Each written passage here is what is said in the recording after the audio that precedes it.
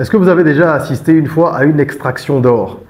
Ou est-ce que vous avez déjà vu ces personnes qui, dans les mines, travaillent durement pour aller chercher justement les gisements et faire remonter donc ce matériau précieux-là? Eh bien, lorsqu'on a assisté à cette scène une fois, même si c'est à travers un reportage, on comprend que c'est au fond des endroits les plus insoupçonnés que se cachent le plus souvent les choses les plus précieuses. Aujourd'hui, je vais vous présenter un business qui va certainement en surprendre plus d'un. Parce qu'on va partir de choses inimaginables pour produire de la richesse, pour produire de la valeur. Je le dis souvent ici, sur cette chaîne, il y a de l'argent partout, tout autour de nous. Ce qui manque, ce sont les yeux pour pouvoir voir et comprendre les opportunités, mais également la volonté. La volonté réelle de se mettre à la tâche, de ne pas se laisser atteindre par le regard des gens, d'avoir cette détermination-là qui vous permet, lorsque les choses sont difficiles, de rester concentré parce que vous savez qu'en fin de route, eh bien, vous allez tirer profit de vos efforts. Prenez de quoi noter. On va parler d'un business qui va vous permettre de générer des millions et des millions et des millions. On va voir ça tout de suite.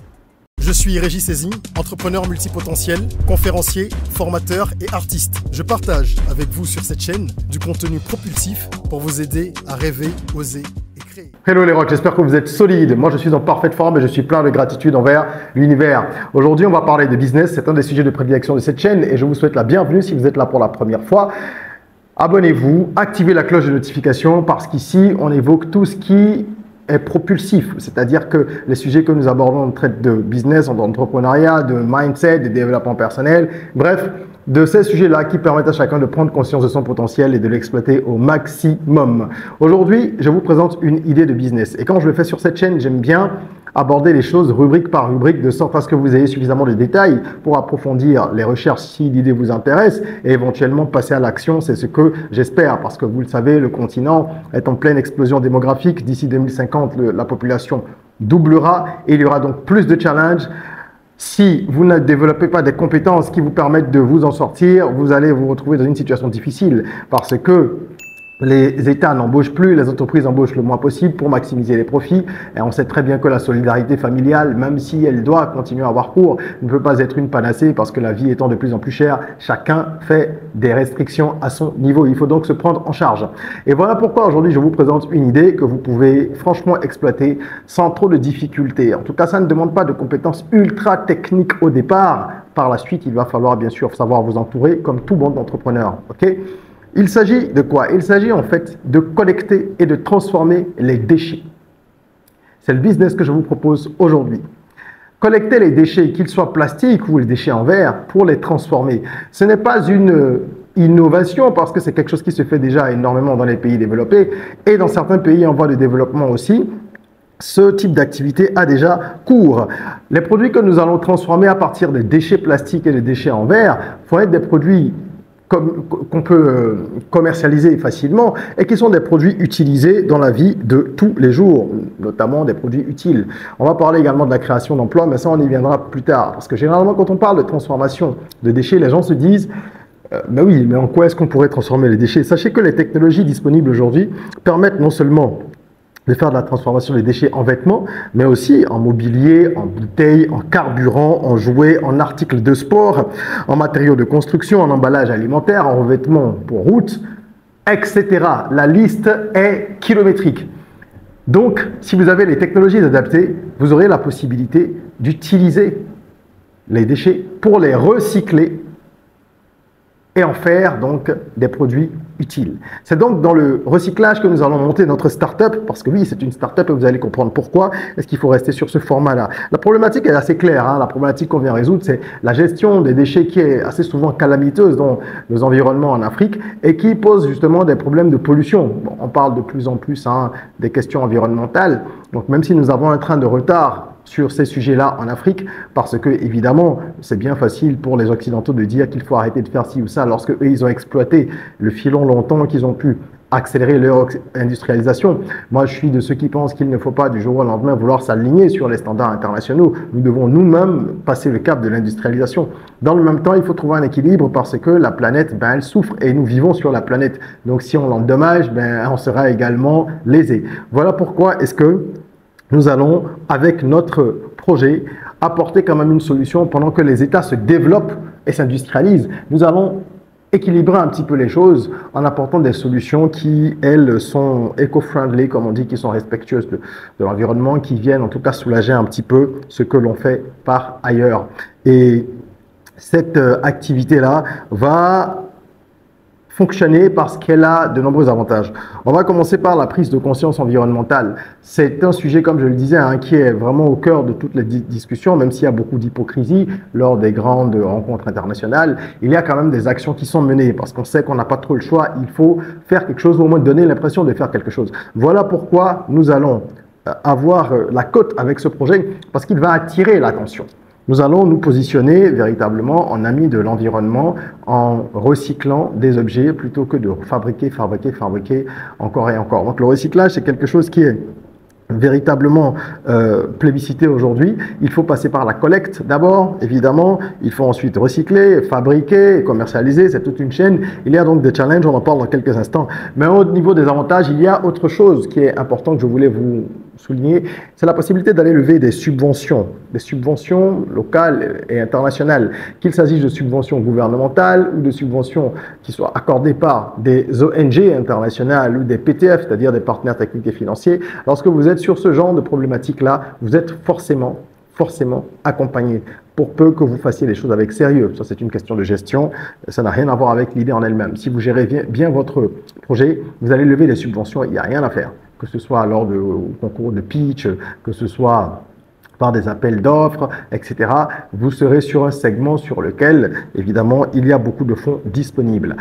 Il y a tout de même des challenges et il faut en avoir conscience. Le challenge principal, c'est la collecte efficace. Il faut pouvoir collecter les déchets. Et ça demande la mise en place de systèmes, d'accord, pour pouvoir collecter les déchets d'une commune, par exemple, ou même d'un quartier. Donc, on sait qu'ailleurs, il y a le système de tri qui se fait à travers les couleurs. On sait qu'une poubelle de telle couleur, ben, c'est pour les déchets plastiques, une poubelle de telle couleur, c'est pour les déchets en verre, etc., etc. Il faudra donc sensibiliser la population. Et ça va demander beaucoup de travail. C'est un vrai challenge. Okay, parce que les gens n'étant pas habitués à cela, ils ont coutume de jeter les ordures, les déchets un peu partout. Hein, dans les rues, entre les maisons, devant les maisons. Pour vous dire encore, les gens continuent à aller à la plage pour faire leurs besoins. Donc on a encore du chemin. On a du chemin, je veux dire, sur des plages praticables. Donc de façon générale, la gestion des déchets, c'est pas quelque chose qui est vraiment familier dans nos habitudes en Afrique. Il faut donc sensibiliser les gens.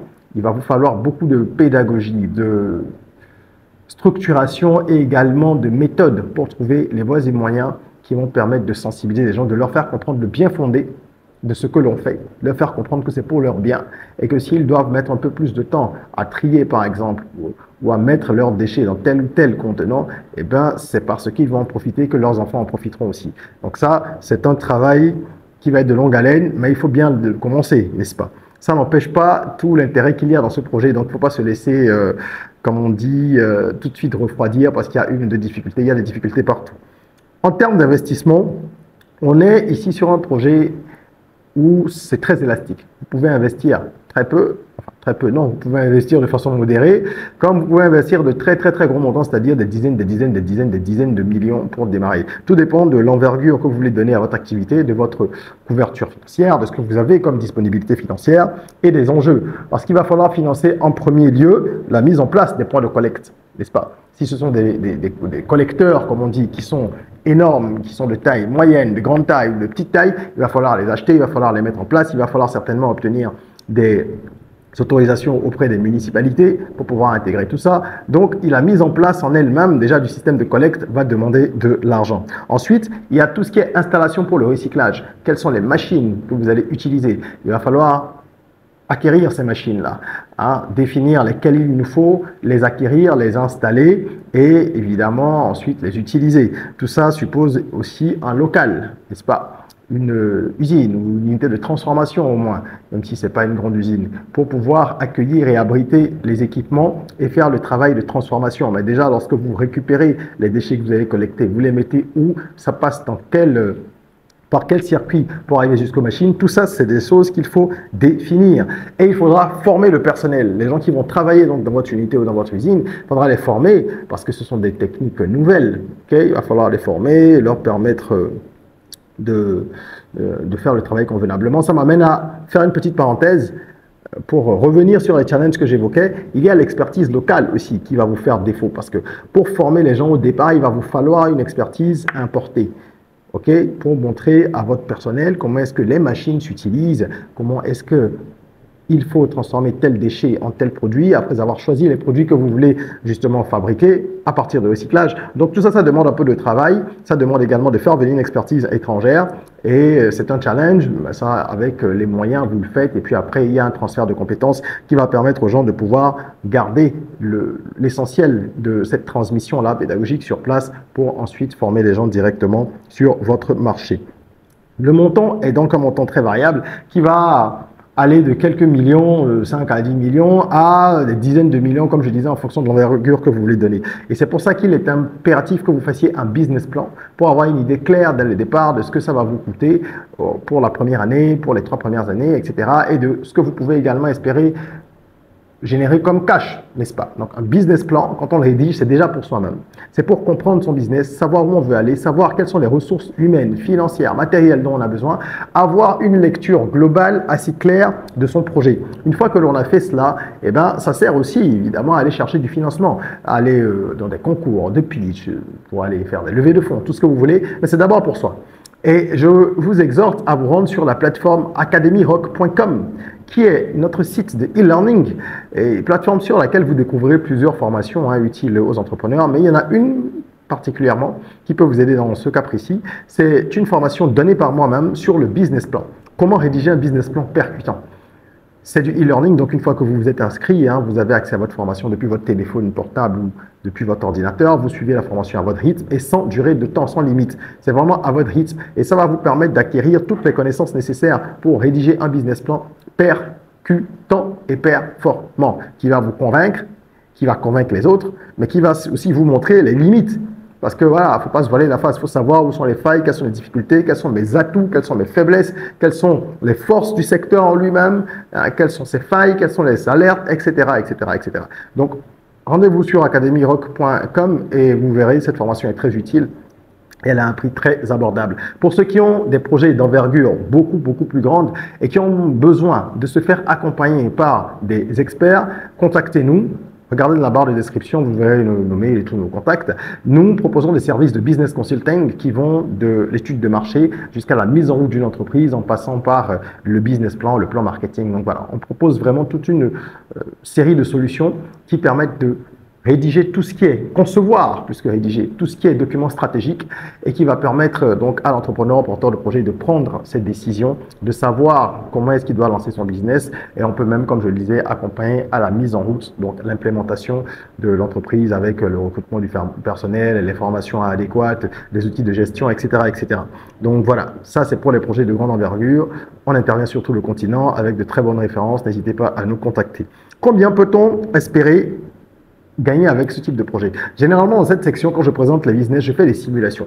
Ici, ça va être difficile dans ce cas parce que tout dépendra du type de produit que vous aurez choisi de fabriquer. Si vous voulez faire du carburant, l'investissement n'est pas le même que si vous voulez faire des vêtements avec les produits recyclés. Et de la même manière, les revenus escomptés ne sont pas les mêmes, n'est-ce pas? Donc, on ne peut pas faire de projection claire ici de revenus. Ce qui est sûr, c'est que vous allez vous reposer sur un business model à 2 vitesses. Première vitesse, ça va être la vente des produits que vous aurez choisi de fabriquer à partir de recyclage, que ce soit en vente locale ou vente à l'export. La seconde vitesse ou le second levier qui va vous permettre de gagner de l'argent dans votre business model, ce sont les subventions, je l'ai déjà dit, les subventions gouvernementales, celles qu'on obtient à travers également les concours, donc ce qu'on gagne dans les concours, d'accord? Et les ONG internationales, les partenaires techniques et financiers, je vous dis qu'il y a des millions d'euros. Faites votre recherche si vous voulez, faites des petites recherches sur Google et vous verrez. Dans ce domaine-là, tout ce qui va être, comme on dit, vert aujourd'hui, qui va aller dans le sens de la protection de l'environnement, de la préservation de nos acquis écologiques, etc., etc., etc., acquis, en tout cas sauvegarde de l'environnement et sauvegarde de ce qui reste, parce que quand je dis acquis, c'est un bien grand mot, on a déjà perdu pas mal de choses avec notre surexploitation des ressources naturelles. Donc voilà un petit peu le business que je voulais vous présenter. Il y a beaucoup d'argent dedans. Je connais quelques entreprises dans certains pays africains qui sont déjà dans le business et qui lèvent beaucoup d'argent auprès de partenaires internationaux surtout, qui ont levé, je connais une boîte par exemple qui a levé autour de entre 15 et 20 millions d'euros en 6 ans dans le secteur, et c'est en Afrique francophone. Donc voilà, c'est, je pense, assez éloquent comme chiffre, n'est-ce pas? Pour finir, je vais vous donner quelques astuces, même si on ne peut pas tout évoquer dans cette vidéo, ce serait trop long. Mais globalement, si vous vous lancez dans ce genre de business, il faut avoir un marketing très efficace, faire du lobbying aussi pour avoir les bonnes informations, savoir là où l'argent se trouve pour tout ce qui est subvention et compagnie. Le marketing, c'est pour vraiment mettre en avant votre initiative et que les personnes qui doivent entendre parler d'elle entendent parler d'elle. Il faut également miser sur une formation du personnel qui soit efficace, d'accord, avec des partenaires étrangers, qui soient également des partenaires fiables, qui vont former la première vague d'employés chez vous, vous aider à mettre tout ce système déjà en route parce qu'ils ont l'habitude de faire ça dans leur pays. Et il faut que les produits que vous choisissez de fabriquer soient des produits que vous pouvez écouler facilement.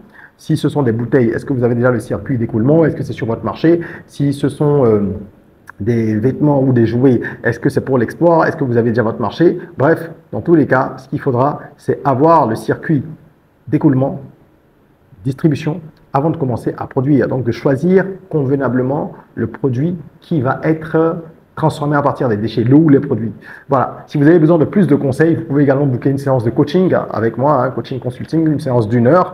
Et pendant cette séance-là, j'apporte mes réponses à ceux qui le désirent sur des questions de business ou de développement personnel. Qu'il s'agisse d'un projet à venir ou d'un projet que vous pilotez déjà. Voilà ce que je voulais partager avec vous. J'espère que ce business vous intéresse. Je serais curieux de lire en commentaire vos avis à ce propos. Qu'est-ce que vous pensez des business qui tournent autour de l'écologie, de l'environnement? Est-ce que ce sont des choses pertinentes ou est-ce que vous pensez que bon, c'est une manière d'être opportuniste aussi? Dans tous les cas, pour les entrepreneurs que nous sommes, ce sont des opportunités à saisir. Ben, vos avis sont les bienvenus. Si vous avez aimé ce contenu, mettez un like. N'hésitez pas à partager ça autour de vous, ne gardez pas les bonnes choses que pour vous et surtout abonnez-vous afin de ne pas manquer les prochaines vidéos propulsives. En attendant qu'on se retrouve pour une nouvelle vidéo, prenez soin de vous, de votre corps mais aussi et surtout de votre mind et rêvons, osons, créons, soyons rock.